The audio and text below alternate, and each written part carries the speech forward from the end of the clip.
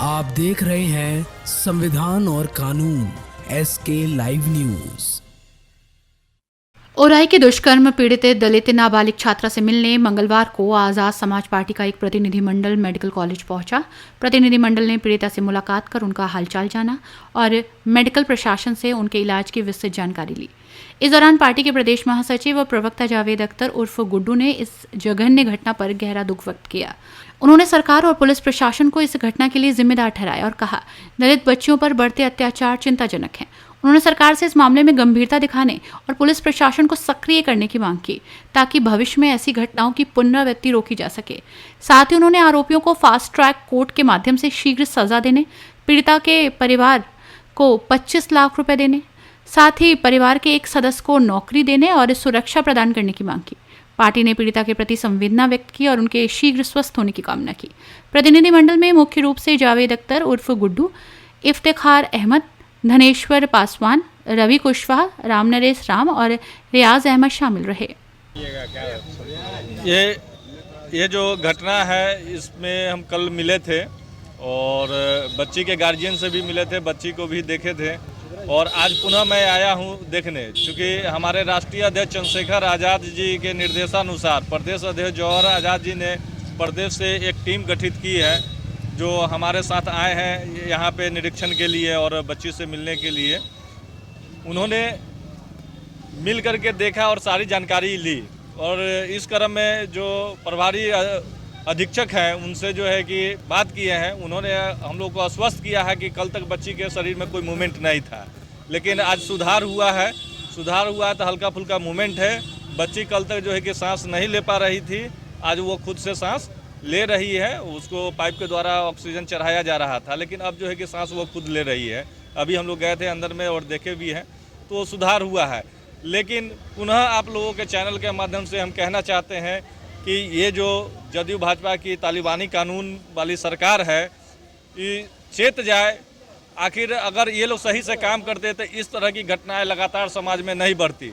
इस तरह का बताइएगा, सीनियर डॉक्टरों का क्या कहना है? देखिए, औराई में जो ये घटना हुई, आए दिन मुजफ्फरपुर में ये घटना हो रही है।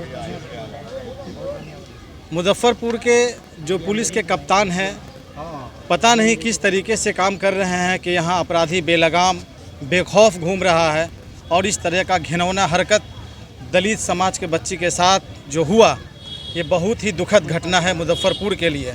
ये मुजफ्फरपुर इस कलंक से शर्मसार हो रहा है जिस तरीके से ये घटनाएं हो रही है और आए दिन शोषित वंचित समाज के बच्चियों के साथ इस तरीके का घिनौना अपराध किया जाता है।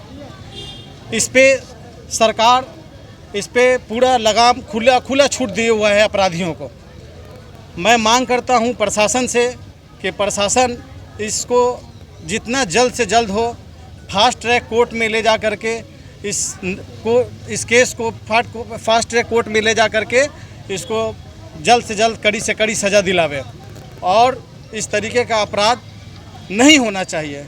मैंने मिला है अभी सीतामढ़ी में निरीक्षण करने आए हैं, किस तरह का बच्ची का हाल है, क्या बताया गया डॉक्टर के द्वारा? देखिए, जो सीतामढ़ी में जो दर्दनाक हादसा हुआ, 15 साल के बच्ची के साथ जिस तरह से दुष्कर्म किया गया और उसकी हालत बहुत गंभीर है, यहाँ ICU में भर्ती है, तो हम लोगों को बड़ी चिंता है इस बात का कि जिस तरह से दलित समाज और पिछड़ा अकलितों के साथ जिस तरह से ये सब हादसा हो रहा है, इससे हमारे नेता भी बहुत चिंतित हैं। चंद्रशेखर आज़ाद जी और प्रदेश अध्यक्ष जवाहर आज़ाद जी के कहने पर प्रदेश की डेलीगेशन कमेटी आज यहाँ पहुँची है। हमारे ज़िला अध्यक्ष नरेश राम भी मौजूद है, साथ में आए और सब लोगों ने जा कर के अब इस लड़की के हालत को देखा है।